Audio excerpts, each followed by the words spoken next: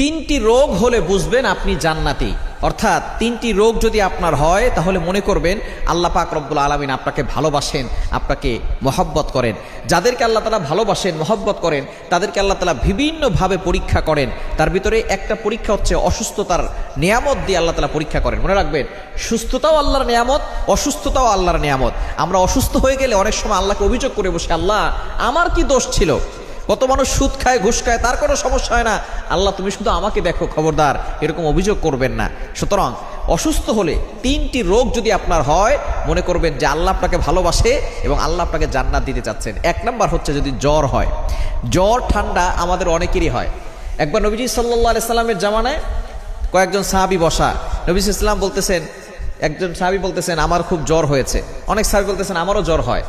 এবার নবী সাল্লাল্লাহু আলাইহি ওয়াসাল্লাম বলছেন তোমরা তো আমার অন্তর্ভুক্ত, আমারও তো জ্বর হয়। কিন্তু একজন বলতেছে যে আমার জ্বর হয় না। নবীজি বলতেছেন তাহলে তুমি